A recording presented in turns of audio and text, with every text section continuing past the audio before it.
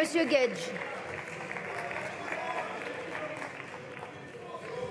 Bien, mes chers collègues, nous aspirons tous à avoir un débat serein. Et donc j'invite le collègue Vigier ainsi que les ministres. À chaque fois que vous aurez des votes qui ne seront pas forcément favorables, à raison garder. Parce que nous expliquer, comme vous l'avez fait, monsieur le ministre Braun, que par ce vote, nous adressons une gifle aux soignants qui ont exercé en 2021, franchement, c'est un argument qu'aucun débatteur budgétaire ne peut admettre. Ce que nous signifions par ce vote, et je m'inscris en faux du collègue Vigier qui ne m'écoute pas à l'instant, c'est que dans une assemblée élue, quand on nous donne l'occasion de porter un regard qu'on peut qualifier de photographique, monsieur le ministre, il a également une signification politique. Quand, début août, cette assemblée n'a pas adopté le projet de loi de règlement de l'année précédente, il a envoyé un signal politique pour dire que l'exécution de ce budget, au regard de ce qu'il était, ne nous agrée pas. Quand vous êtes dans l'opposition dans un conseil municipal, vous votez contre le compte administratif par cohérence. Et je suis sûr que Gabriel Attal, dans l'opposition, vote contre le compte administratif.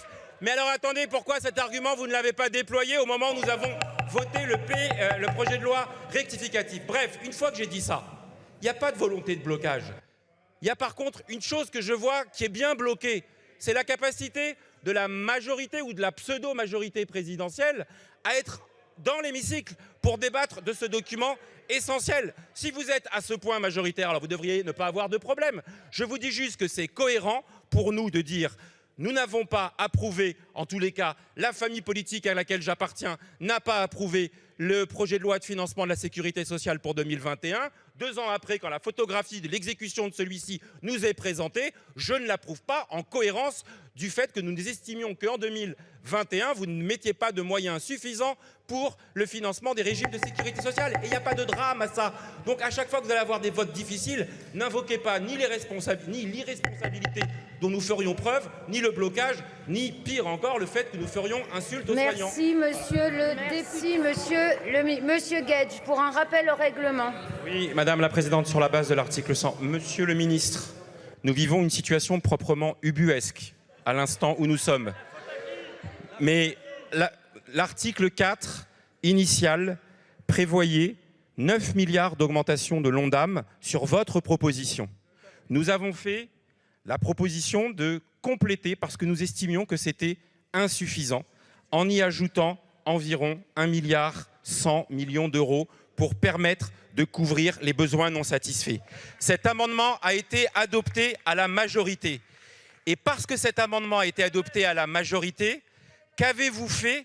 Vous avez sabordé votre propre article 4, privant de 9 milliards d'euros l'ensemble des acteurs du secteur. Donc les responsables de cette régression majeure, c'est vous. Vous sabordez votre propre texte quand nous arrivons à obtenir des avancées. Vous mettez en avant le fait que c'est gagé, pas gagé, etc.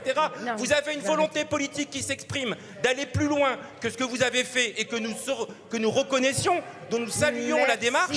Et parce que ça n'est pas dans votre épure, vous savez, monsieur le ministre,